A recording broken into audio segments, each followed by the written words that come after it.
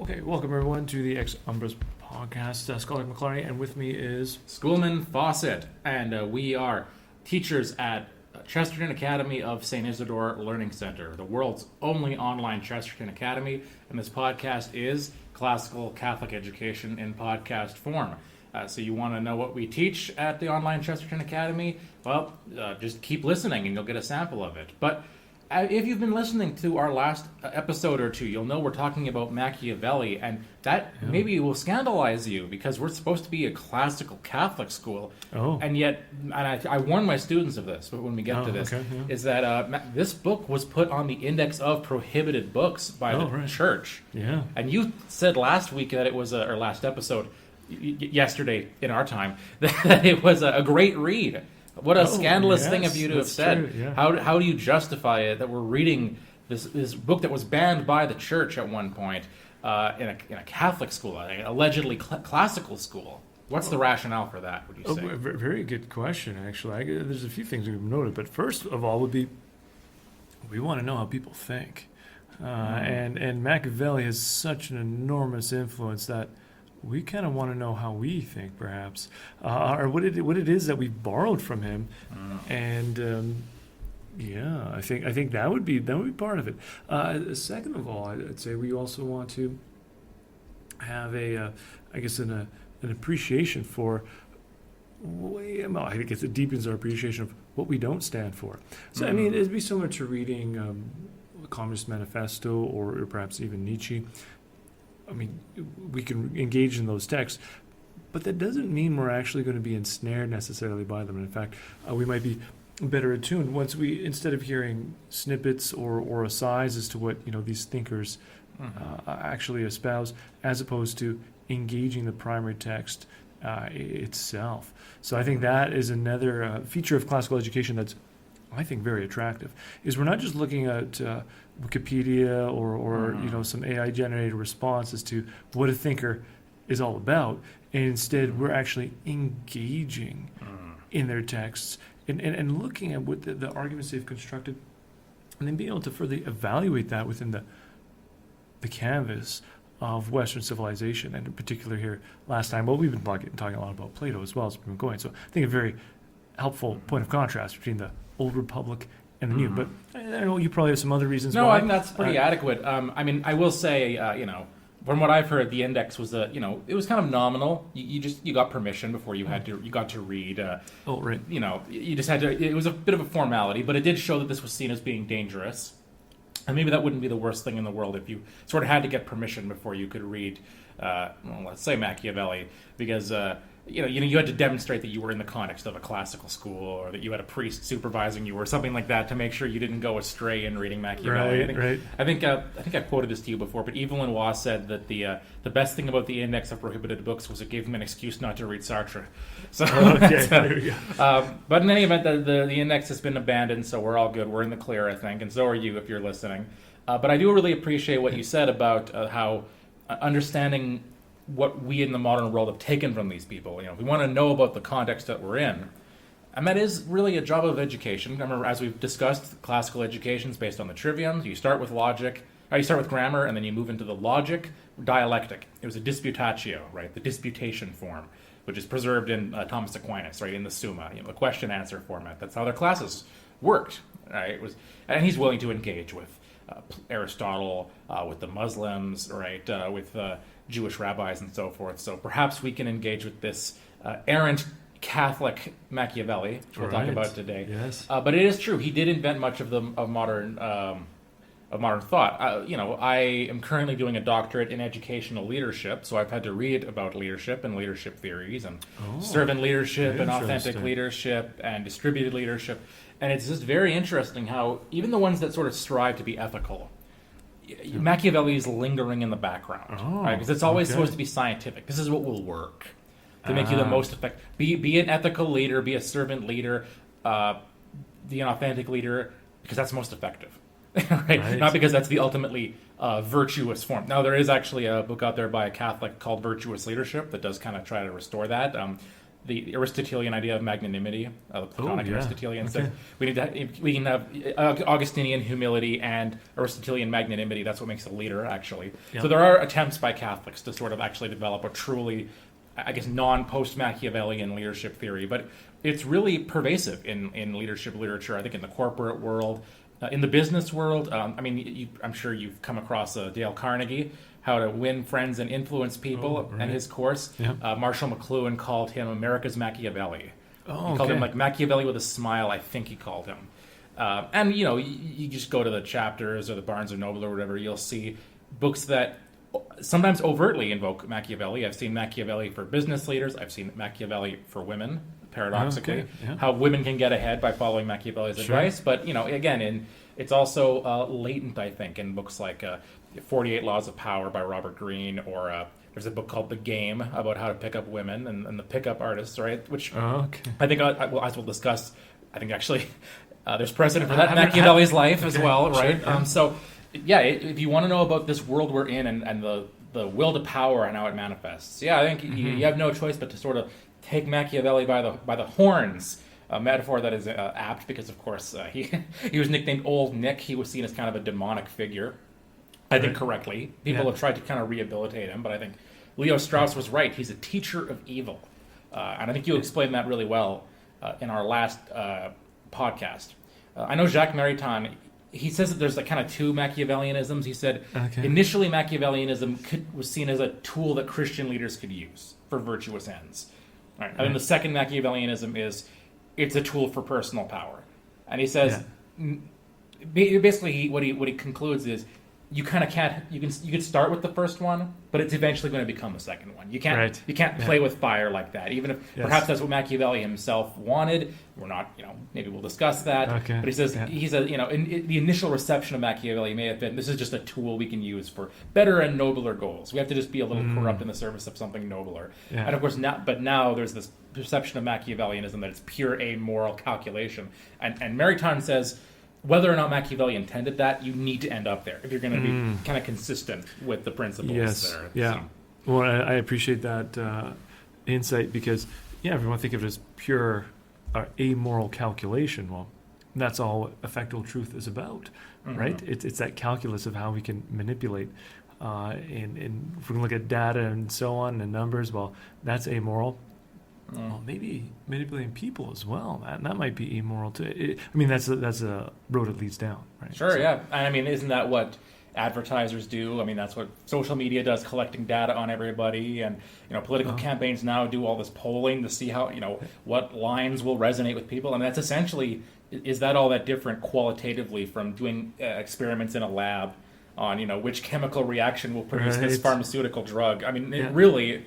And maybe both of those are intended virtuously, but in practice, they're both still treating it as just an amoral science, right? So, as mentioned before, Machiavelli is working within a pre-established genre, sort of, right? There were already books called Mirrors for Princes when he wrote The Prince.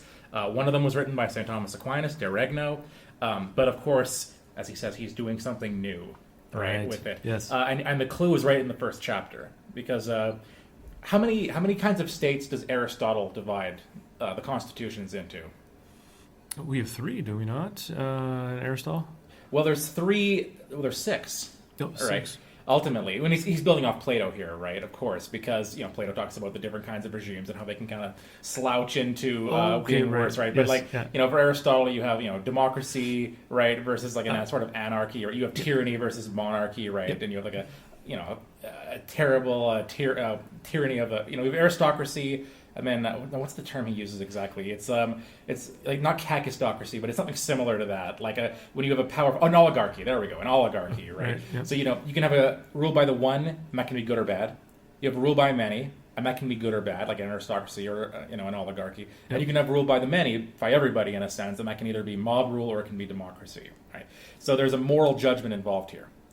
First chapter of The Prince, he says there's two kinds of principalities, basically, right?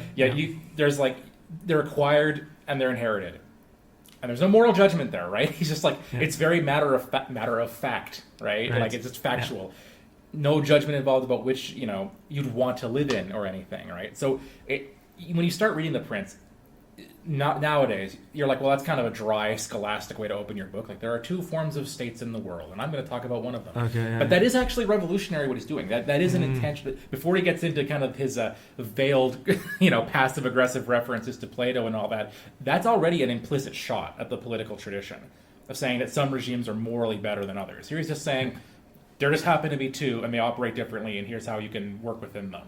Yeah. Right away, he's working as a kind of an amoral political scientist. Right? But of course, what he's doing in that is inventing a new genre, and as we discussed, he's writing his own Bible. Right? Yeah, right. You showed that, I think, very well. He's got his 10 Commandments. He's got his new Messiah figure in Cesare Borgia. Yeah. And as I mentioned, I'll just elaborate on this quickly. Cesare Borgia, his failure is ultimately that he's betrayed by the Pope, right? Julius II, and he makes a point of calling him Saint Peter. Okay. Right, in that chapter, and of course he's Saint Peter in the sense that he's the vicar of he's the heir of Peter and the vicar of Christ, but he's also Saint Peter in that he is also betraying the Messiah. All right, so there's a very strong motif there of this being a new Bible, and I would suggest that he was successful actually in that. And the reason I mention that is because, like I said, there's a whole lot of books that are kind of commentaries on it indirectly. I'll give one example. 48 Laws of Power. Very popular book in prison, apparently. Popular book among business people. It's essentially a modernization of Machiavelli. Now, in chapter 20 of The Prince, Machiavelli says fortresses are not that helpful. You don't really need fortresses. They're like more trouble than they're worth. That's absurd. That... I think most military historians would say Machiavelli was just wrong there. Yeah. Now, Robert Greene, in his book, allegorizes this. I think it's his 16th law, where he says, well, what he means is you shouldn't build like social fortresses, right? You shouldn't be, if you want to be powerful in this world, you can't be closed off and only be around your inner circle, right? You need to be out there among the people, hearing what they're doing and building connections, and so you can manipulate them. Well, to me, that sounds for all the world like what the church fathers do with the Bible. When they come across a difficult passage, right?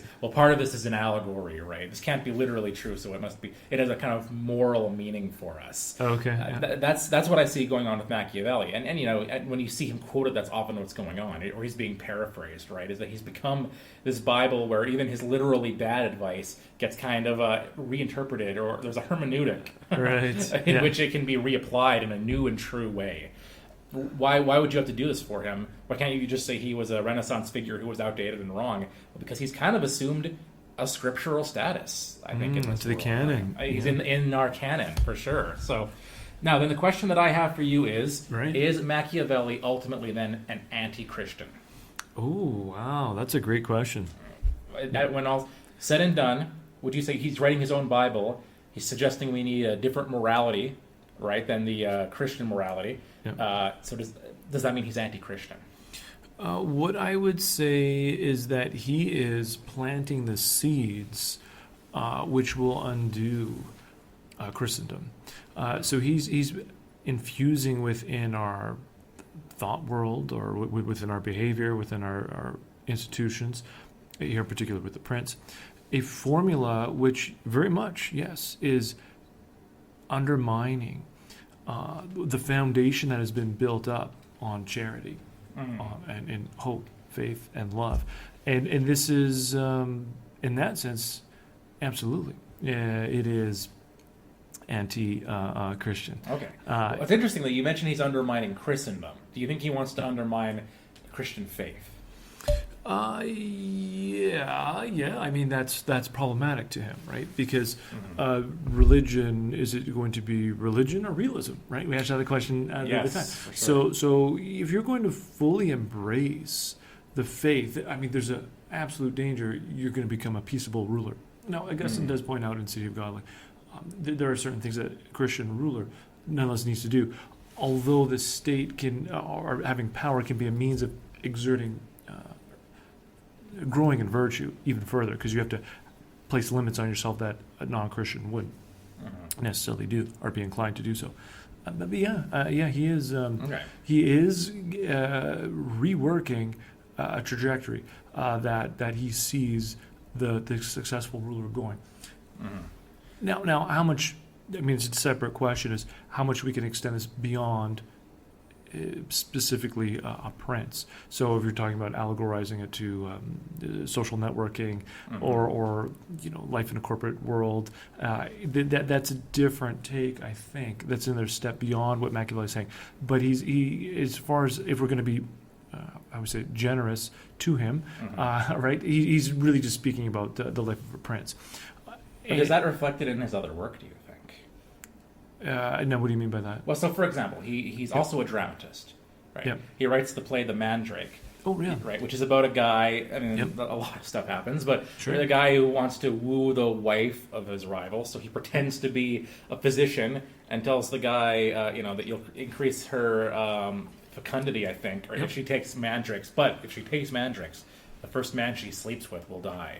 So it can't be you. But you know what? He's a virtuous doctor. He's like, I'm willing to take one for the team, and I'll sleep with your wife after she has the mandrakes, right? And then, by the end of the play, he has successfully maneuvered his way into this woman, in between her and her husband. That doesn't seem overtly political. Now, maybe allegorically it's political, but that seems like it's about your personal private life, right? That you're applying Machiavellian principles to getting ahead in the romantic world or something like that, right? Oh, sure. The social world. Yeah. Now, what's the point there, though? Like in the Mandrake, right? So there, everyone gets what they want, right? Okay. So the husband he gets a progeny, an offspring. The woman has a lover, and then the man, the doctor, right? Also achieves what he wants. So everyone gets what they want. By breaking the rules, though. By setting them aside. So, okay. So we're talking about this is follows suit of what he's saying in the Prince. But okay. So if you want to broaden it in that sense, looking beyond the Prince, absolutely. Yeah. And he has his priest character reason that Lot, right? Lot's daughters seduced him. They had good intentions. Right, and the moral message for us is that it's the intention is what makes the difference, right? So you can do things that seem corrupt. He's essentially almost a consequential, not even a consequentialist. Like he just thinks the intention, right, is what in the Catholic moral tradition, right? There's a object, circumstance, and intention are what make a moral act. He seems to think it's, or at least this priest quotes scripture, right? Quotes Lot. And kind of changes the story a little bit. He says they thought that there was nobody else, and so they had no other choice but to sleep with their father, right? So if incest was okay and deceit was okay for a good cause, maybe this is all for okay for a good cause too, and for a good outcome, because like you said, everyone ends up happy at the end of it. Yeah. So on the surface at least. On the surface, it seems. Yeah, you wonder how long that's sustainable for. But so then, what does that mean? Okay, so is the implication there that he's revised Christian faith, or that Christian faith is just a tool, or what do you... He's relativizing it.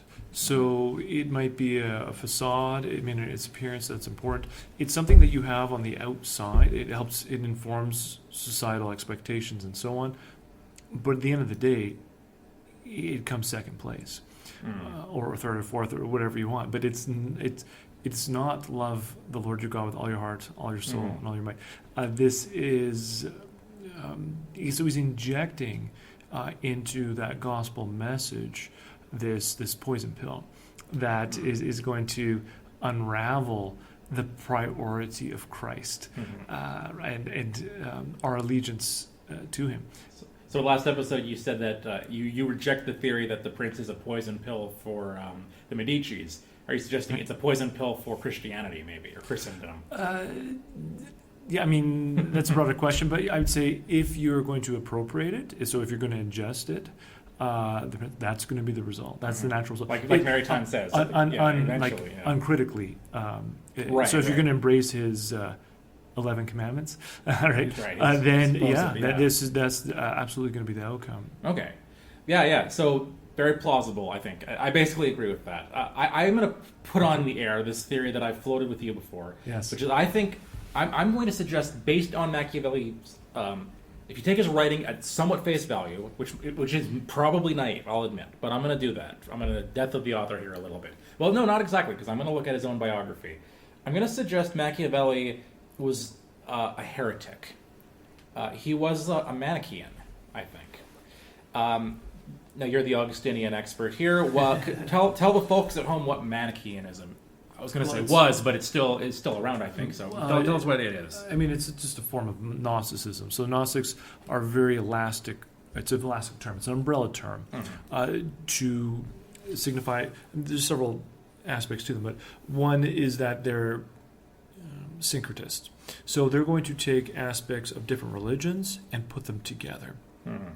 So in this case, with the Manichees, you're going to take some elements of Zoroastrianism. You're going to take a little bit from Eastern religions as well, what we now call, say, Buddhism or Hinduism. Then you're going to dabble in a little bit in the Bible, so Judaism and New Testament.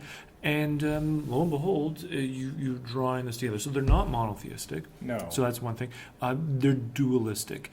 And most Gnostics are going to go down that road. Manichees in particular are dualist like Zoroastrians. And they're going to go down that road of saying there's a good God and then there's a bad God. And the evil God is the God of the Old Testament in Manichaeism and most Gnostics. Whereas the good God, God of the New Testament, God of light, and this earthen suit that we're wearing is corrupt and evil, and as a result, there's two different ways you can look at that, but you need to purify your body in order, your spirit, your soul. That's the good bit of you which needs to achieve enlightenment. Hence the word gnosis, where we get knowledge from, and through that enlightenment, then we can move towards being pneumatic. That's Valentine, at least, but Valentinus. But so it become an elite spiritual people. The idea, though, that this world is evil usually leads to two radically different movements. So one is to completely indulge in the passions. And why? Because, the body's evil, so you can do whatever you want with it. Sure. The other one is to have extreme asceticism, so renouncing marriage, all sorts of fasting and so on, to the point where, because the body is evil. And you're trying to break it down and release the spirit that's yearning to get out. Sure, yeah.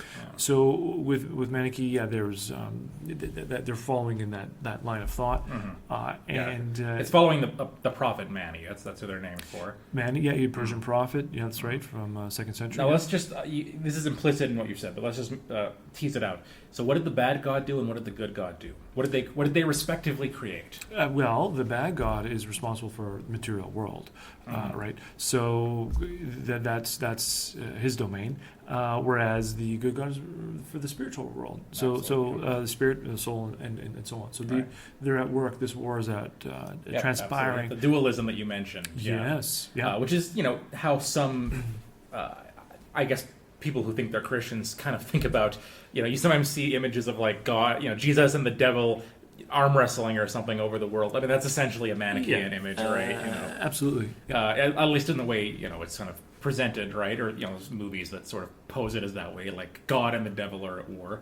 I mean, in one sense, that's true, but John Milton understood that better than some people do in their versions, but of that account. But I'm going to suggest that I don't think he necessarily consciously was a Manichaean. Like he dug this up and read about it. Although he was very well read, so it's possible. It's possible. I'm sure Machiavelli, had read his Augustine, and in some ways you could say there's elements of Augustine in some of his thought, but I think he's de facto a Manichaean.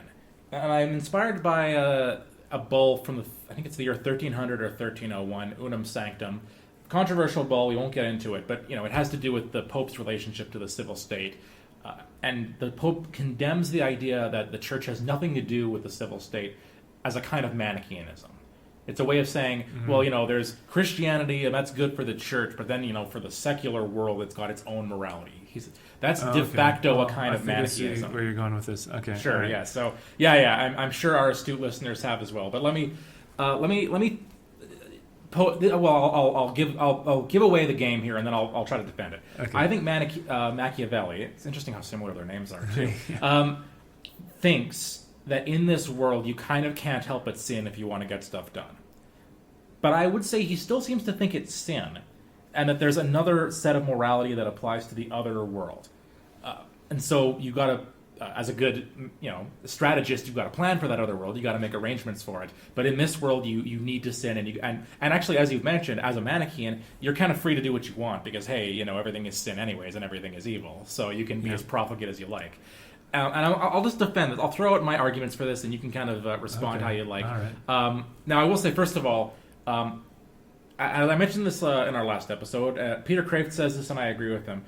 There is something to Machiavelli that I think does put him ahead of Plato and Aristotle. I think he is more aware of human depravity than they were, right? Okay. Plato, I understand you can debate a little bit what he meant here, but he does seem to say sin is ignorance, and if people were just better educated, they basically wouldn't do what was wrong because they know it wasn't wrong. It's possible he meant something a little more nuanced by that than it sounds, but it certainly sounds as though he's it sounds literally Gnostic, right? If you have this knowledge, it'll protect you from sin. Machiavelli, the post-Augustinian Catholic that he is, says, no, in chapter 17, it's the chapter about is it better to be feared than loved. He says, it is to be asserted in general of men that they are ungrateful, fickle, false, cowardly, covetous, and as long as you succeed, they are yours entirely. They'll offer you your blood, property, life, and children. But they turn against you, right, when things change. Now, is he wrong? He's just, in general, we can say that about human beings. I'm going to suggest he's not. I'm going to suggest that that's pretty accurate, actually, as far as that goes. And that, again, that's not so far from what St. Paul says, right? All of sin, every man's a liar, right? No, not one is exempt from this, right? So I think he then infers from that, given that most people are evil, you have to be evil of necessity, because that's kind of the dialectic, right? He's got virtue, and it has to deal with like fortuna and necessitas, right? Of necessity, you have to sin.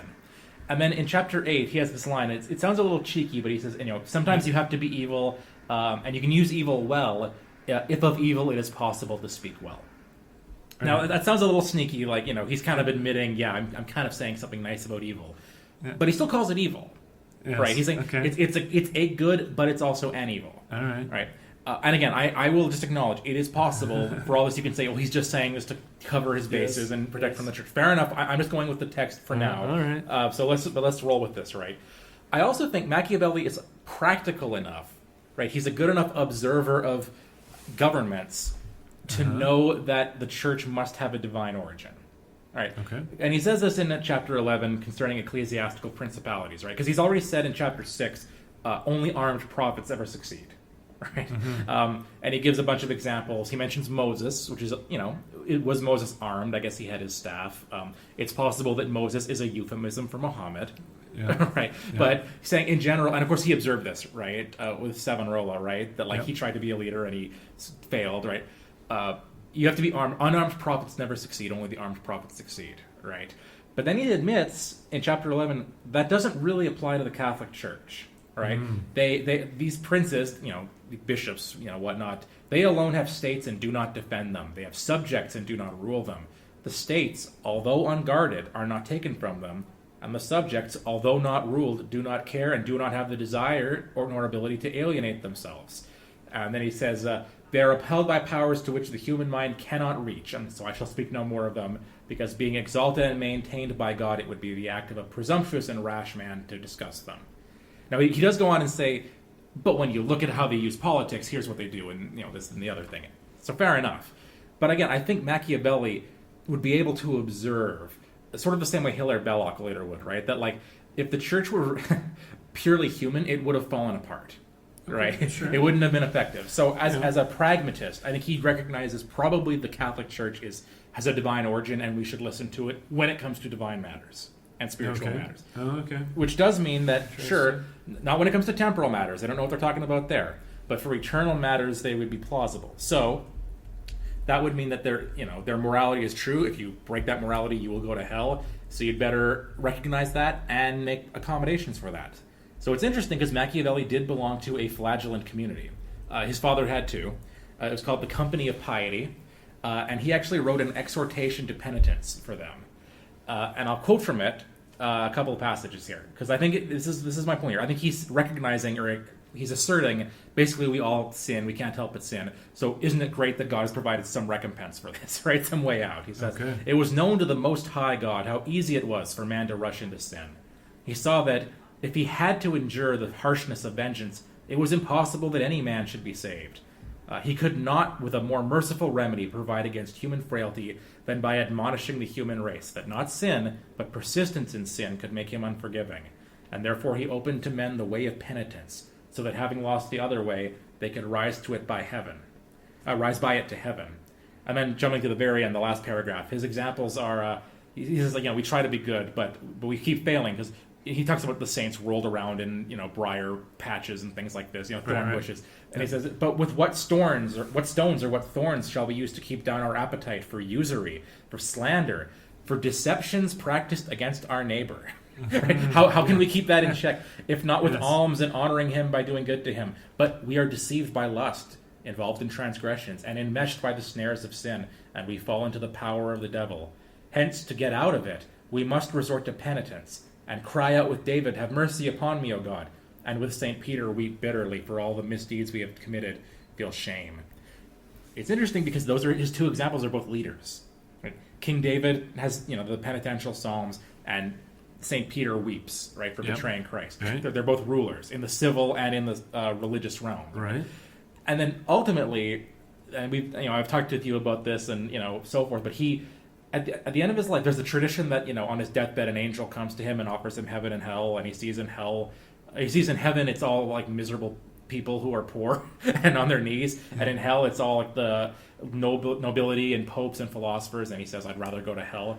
Now, who knows if that story is true or not? That could be an urban myth. He hadn't read Dante, I guess. No, well, he probably but he must have though. So that's why that's also why I don't know if I believe that. Yes, again, I know that's why I don't know if I believe that story, because also he did receive the last rites. And again, we've discussed this. From a worldly perspective, I don't know what he expected to get out of that. Mm-hmm. What you're dying.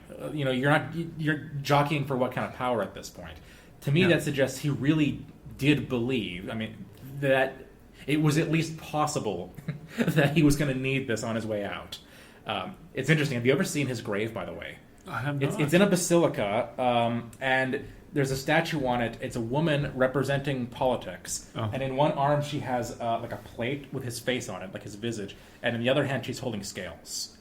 Oh, like the scales of justice, and she's an allegorization for politics. Okay. And it's in a basilica somewhere in Italy. So it's not Lady Justice, but Lady Politics? Apparently, from what I read, because she's not blindfolded. Okay. Which, again, maybe that's says something. With politics, you can't be naive and, right? I don't know. Okay. I'm just speculating aloud because you asked me. But, Lady Justice is supposed to be completely impartial. Maybe politics can't be. Maybe that's the message there. Yeah. So that is what I would maintain. I think that he... and again, like we've mentioned and we will mention, he was... not faithful to his wife, and not somebody who, although he belonged to this company of flagellants, so for all I know, maybe he did both the Manichaean things. Maybe he did actually flog himself and also go out and indulge himself. But I think he was I get the impression of a de facto Manichaean from Machiavelli's life and work and writing. What would your thoughts on that be? Well, it's a very fascinating thesis. So it has a number of facets to it that I think are appealing. Some hooks there that can reel us in. I would be hesitant in a few areas, but we're free. Obviously. No, it's I've never heard anybody else assert this, so maybe I'm wrong. Yeah. If anybody listening wants to make this their thesis, though, go crazy. Let me know because Sure. And if you do, let's keep this in mind. So first of all, going back to Plato, for example, you're looking at the high view Plato has of knowledge. So if we have certain knowledge, we're going to behave correctly or rightly. Mm-hmm. That's because of Plato's exalted vision of the ideal, right? The form of the good. Once we know it, we're absolutely just going to follow it. But Plato he's fairly sanguine when it comes to, I suppose, what we're capable of. But also, he realizes, like in Book 9 in particular, pointing out the terrible things that go on beneath the human person. Oh, sure, yeah. Right? And so here, I think And so Plato might have that very optimistic view, but I mean, I'll go to Aristotle, right, who talks about virtue. So there's the virtuous man who knows what's good, chooses to do what is good, and then ultimately does follow through and does the good, right, or wants to do the good and follows through. Then you have your encratic, acratic, and vicious people. So the encratic individual is one who knows what's good, doesn't really want to do what's good, but goes in and does the good anyhow. So that person is still continent, right, or encratic, in that they're vicious. Rather in their virtue. As opposed, and then there's the acratic. This is someone who knows what's good, doesn't really want to do the good, and goes ahead and does the wrong. All right, so that would be someone who's incontinent or acratic. And then finally, there's the vicious person who knows what's wrong. Thinks what's right is wrong, wants to do the wrong, and goes in and does it. So there you have what I would say maybe the first self-help manual. Machiavelli. That's a fair. I think that's not wrong. Ethics, rather, in some ways, definitely. And so this understanding of the viciousness that humans are capable of, well, I think that certainly doesn't necessarily only be a Manichaean view or a Gnostic per se, right? Sure. Now, here, this is another, I think this may be the most problematic, is that in Manichaeism, in other Gnostics, there's an obsession with salvation. Right, with the afterlife. So this world is here. There's certain implications of viewing it as evil and utterly corrupt. Right. But the whole emphasis then is on getting out of here. Right. Whereas the prince is taking us in a different direction altogether. That's true. It's not, the trajectory is not to the world beyond. It's only here and now. So that we have this bracketing off or just disregard, no commentary on what is to come, suggests that it's not really a type of Gnosticism. I would see it as almost a proleptic or form of pragmatism, in say following James or Dewey, where we're just looking at the instruments to achieve some ends, and theism and the transcendent just don't equate. They don't fit into the bandwidth in which we're analyzing. So they're not going to be part of our discussions or our equation. So I could see that the argument that following, say, unum sanctum or something like this, the church is responsible for the divine affairs or spiritual affairs, and then politics, well, we'll leave that, the secular affairs, to us. I don't necessarily see that as a Gnostic interpretation, Gnostic take.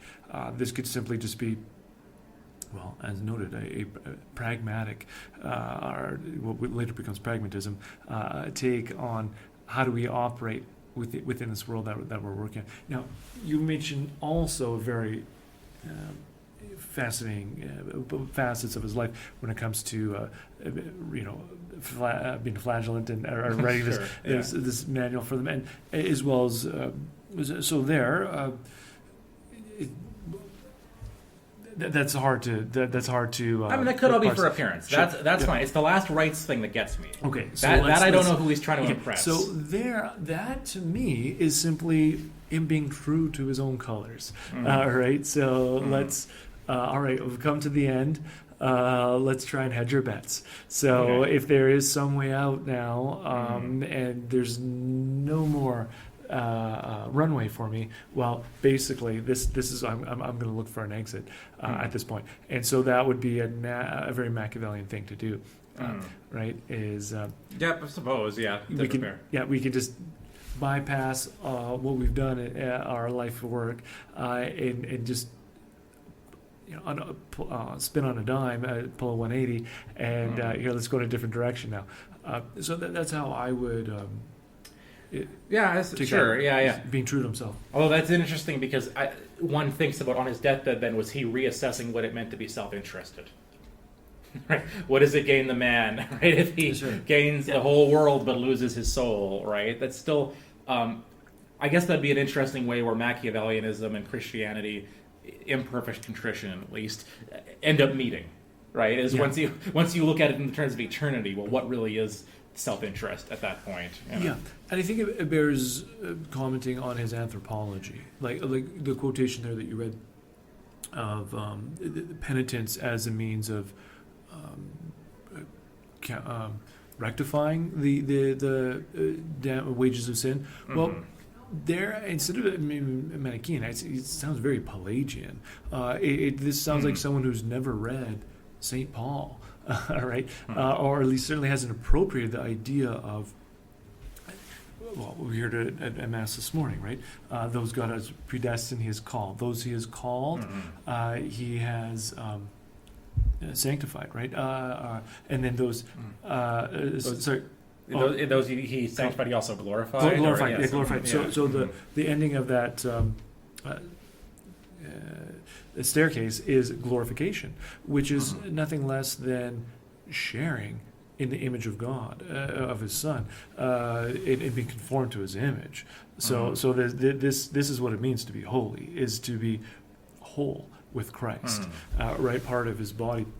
To be raised up and to sit on thrones next to Him, as Ephesians says, right? So exactly, and obviously in the Eastern tradition, you can use words like theosis and so on, which language that Machiavelli wouldn't obviously maybe be familiar with, but nonetheless, that's the whole point of salvation, is that we can become perfect as your Heavenly Father is perfect.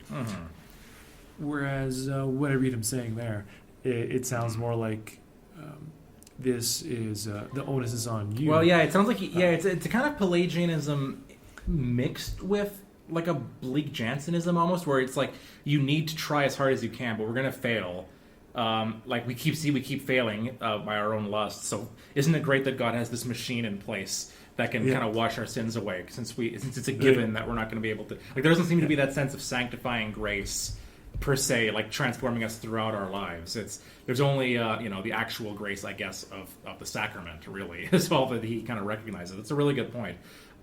Again, I would suggest that's a little Manichaean as well. There's not that interplay, or there's not sacramentality in that way of like throughout your life you're being transformed progressively and the world is being drawn up into Christ per se. But there is another question that I don't know that I want to get into, but I'll just put out there that is Machiavelli, first of all, is it either or is it both? Is the Prince a manual for you to get as much power as possible, or is he saying the just thing to do is, as a prince, is you need to keep social order, and this is how you do it, right? Oh, right. Like because especially if you do see it as the second, there is something a little more post-Christian about that.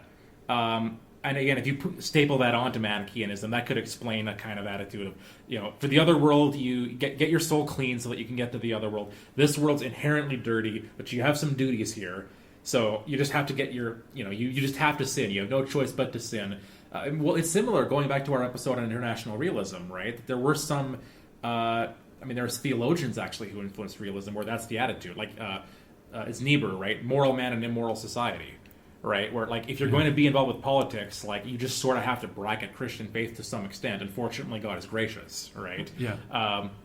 If a theologian like Niebuhr could say that, I suppose a bad Catholic like Machiavelli might. I don't know that he necessarily thought it out this way. I'm just seeing it as a de facto disposition that he had. Right. Was that attitude? But and I think that's a point very well taken. In that, it's a misreading of the Prince to say that Machiavelli has no concern for the people, right? No concern for the common good. Yeah. He certainly does. And the last chapter is like a prophecy of like a second coming almost, right, for Italy, right? Someone who will come and deliver them, right? Yeah, right. Mm-hmm. So Italia, but for the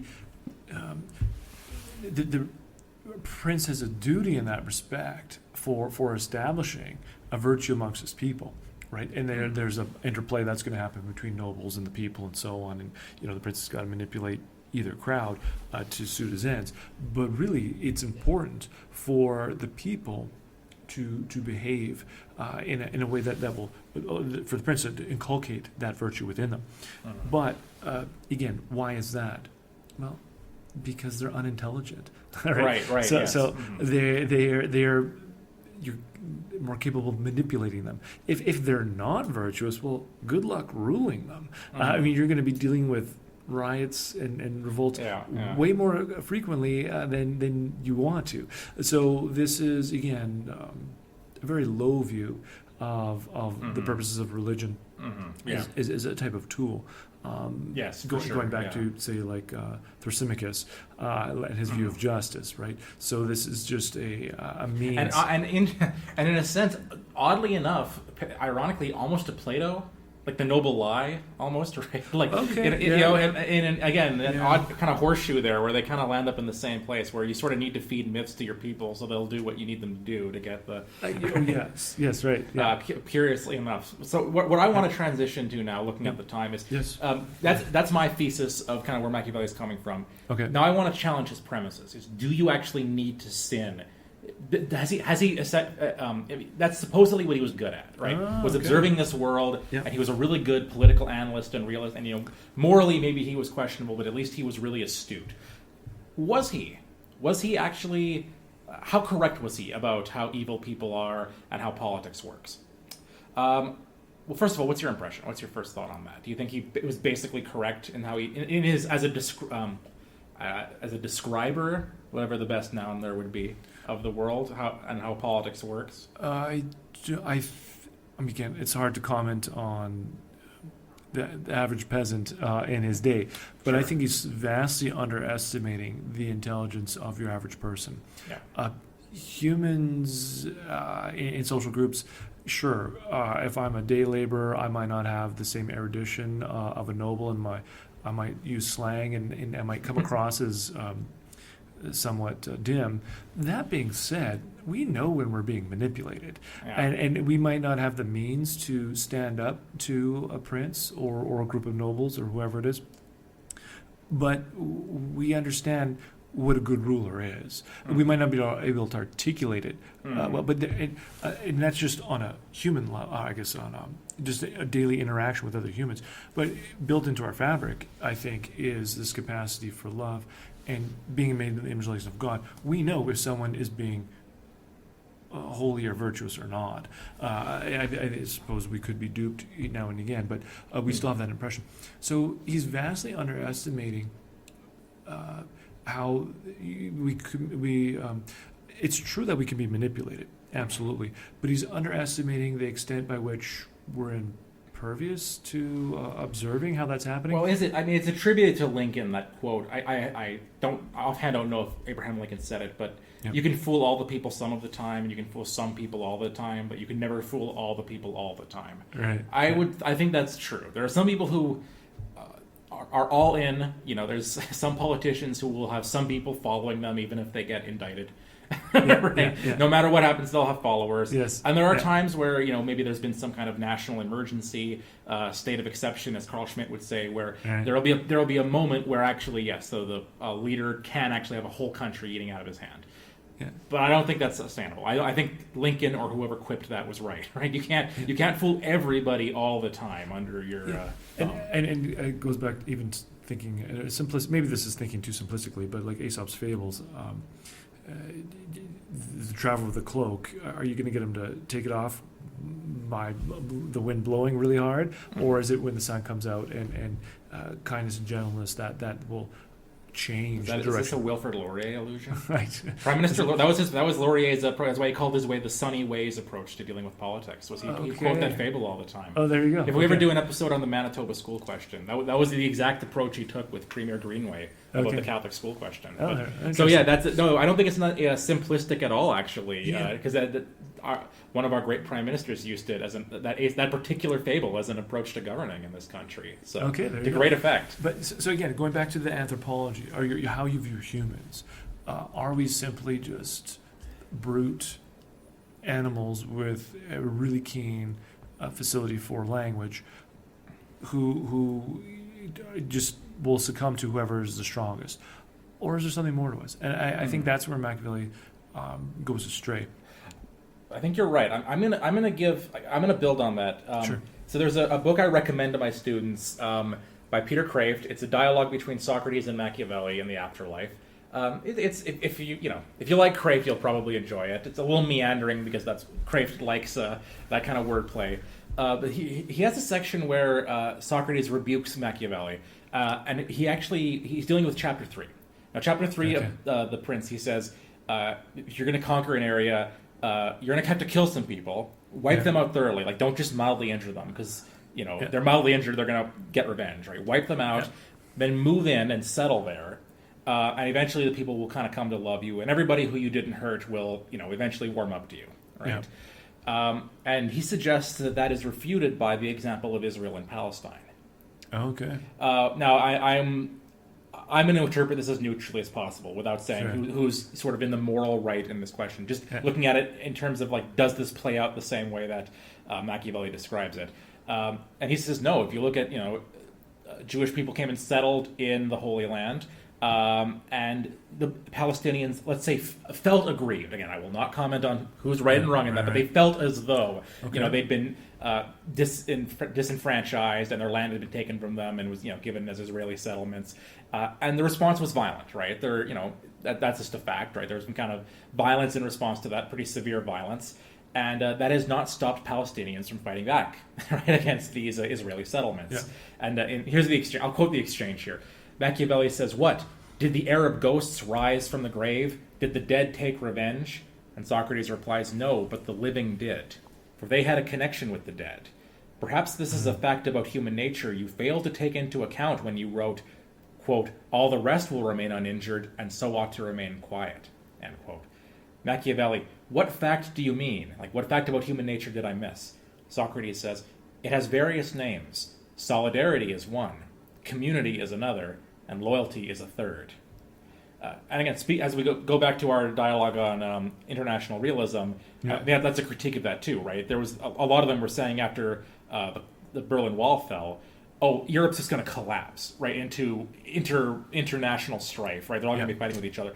That's not happened. They've been a member of the European Union, many of them, and so far war's been prevented. There seems to be some kind of fraternity or solidarity amongst them that's not enforced by arms. That's a little bit more organic than that. I think it's similar to what you're saying too. Like humans they're persons, right? They're other directed. They're not just individuals. They're not just a mass collective. But they're personal. They're Trinitarian in some sense, right? We're not just objects, right? We're not just a chemical that's going to react a certain way. As Machiavelli here in Kreeft is suggesting, right? You're right. Yeah, exactly. Yes. Yeah. Where you can just kind of perform this thing. You only kill a certain number of the population, but you'll be able to placate the rest of them, right? As though they're chess pieces or something like that. Right? Exactly. Yeah. Imagine if your pawns loved each other. Right. Yeah. Would they put up with you just moving them around, right? Or would they be, at least you didn't kill me? Like, no, you killed my friend. I'm going to turn against you. We're going to revolt against you. And again, this would also probably apply in the romantic realm. We spoke before about Ayn Rand, right? Right. About being self-interested in all aspects of life. But did that work out for her? Well, she cheated on her husband because self-interest and love, but then ended up getting emotionally involved with somebody who broke her heart, and excommunicated her from the movement. Yeah. Machiavelli may have been similar, right? Machiavelli talks as though, fortune is a woman and she needs a strong young man to come and conquer her. And in his own life, he was, was not loyal to his wife and had lots of affairs. But so far from being in charge of that, I found this quote. This is from a letter he wrote because he was giving advice to a friend about love. Okay. And he says, "My own precedent causes you dismay, remembering what love's arrows have done to me. I am obliged to tell you how I handled myself with him." Now, he's talking about Cupid, right? About love. Okay. Yeah. He says, "How have I handled myself with him? As a matter of fact, I have let him do as he pleases, and I have followed him through hill and dale, wood and plains. I have discovered that he has granted me more charms than if I had tormented him. So I take off my saddle packs, remove the bridle, close my eyes, and say, 'Go ahead, love, be my guide and my leader. If things turn out well, may the praise be yours. If they turn out badly, may the blame be yours. For I am your slave.'" First of all, very Italian. Yes. Extremely Renaissance romantic. Yeah. But when it comes to love, I think one of his lovers, one of the women actually told him, "If you had known yourself, you never would have gotten married." That seems horribly un-Machiavellian, right? Just like Ayn Rand, right? She wants to sort of be detached from her marriage so she can be self-interested and sleep with who she deems worthy of herself, but then falls in love and gets her heart broken and is irate about it for the rest of her life. It seems similar to Machiavelli. He's not wrestling fortune to the ground here. He's literally letting love blindfold him and lead him around, right? It says, I am your slave, right? Yeah. Well, so the Mandrake is just a fiction. It's almost like a fantasy. Like he wishes he could be this guy, right? Yeah. In practice, this just doesn't work. In practice, love demands a kind of self-gift because you're enslaved by love anyways, right? Love will enslave you. So the best thing to do, actually, the most self-interested thing to do is commit yourself in love to one person who commits themselves to you, right? And give yourself in this kind of, in this sacrament of matrimony. Sure, right? Yeah. Similar to Ayn Rand, it actually would have been more in her self-interest, right? To have been a loyal wife, right? And have that self-gift, right? And I think this comes back to the paradox of freedom, right? So if we talked last time about, in Machiavelli's view, who's the freest? Well, it's the tyrant, right? Right, yeah. Because who can't love. Right, who can't really love because of exactly what Machiavelli has described here. But if we understand freedom as the fruit of bondage, right, in this sense, a spouse bonded to another, right, or to each other, so that gives ground for freedom, right? So it's in that self-denial that we appropriate our true freedom. Right? Yeah. And so that is what ultimately is authenticated in when we pray to our Father, right? Thy will be done. Yeah. And so this is the fullness of what it means to be human, as opposed to being the serf of Cupid, right? Yeah. Which is... you're right. That doesn't seem like words that a prince would utter, being served to anyone, let alone his passage on penitence. There, it sounds very much at odds with his other different context, of course. Of course, but that again goes back to the inconsistency, or perhaps even just the lack of vision of what it means to be human. Right? Yeah, it's interesting as you say that. I was just thinking, you talk about hell. We sort of rightly understood its kind of loss of identity. Here we are kind of speculating about who was the true Machiavelli. I wonder if he really knew, because the exhortation to penitence, maybe that's written to curry favor with Catholics. But then the prince is written to curry favor with the Medici, right? Yes. And then there's questions of, well, was he being completely honest with Medici? Because he is an enemy of his, and was he planning on one day betraying Medici? So is he fully giving his hand away to him? Yeah. So there's a question of, if you're always running a game with whoever you're with, at a certain point, it's like, who is the real you anymore, right? And I really wonder if that was, again, this would go to my point. Maybe that's why he had the last rites on his deathbed, because maybe he was realizing, who is the real Machiavelli at this meeting? Is it the Discourses on Livy guy who seems like this noble Democrat, right? Yeah. Is it this cunning chess player in The Prince? Is it this penitent Catholic? Who am I at this point? If you're always doing that, you lose your soul. You gain the world, but lose your soul. It seems, right after a certain point, So then that brings me to my final question, which was going to open up to our next podcast, which is: Is Machiavelli right that you need to sin to be a leader, or can you be a good Christian and a leader? Okay. Right. I'll just mention, I'll just say a couple of things because I want to talk about it more in our next episode, which will be about Macbeth, which, many of Shakespeare's plays, I think is actually, because again, he knew about Machiavelli. He mentions him by name. I think, the Henriade is dealing with this question in some ways, right? And I think Macbeth is definitely dealing with this question of, can you actually be a consistent Christian and an effective ruler? Maybe you could say, like Thomas More, sure, you can be a Christian politician if you're willing to be beheaded. Which you should be, right? You should be willing to be martyred. But of course, Thomas Aquinas was friends with Saint Louis, right? With a good king. We've got plenty of canonized rulers, not so many elected politicians, but we've got a couple. We've got a couple, as well. So is it possible to? And I think Shakespeare dramatically suggests that yes, you can be. It's hard, but it's possible. Okay. So that's kind of my piece for now. But what are your thoughts on that to kind of conclude the episode?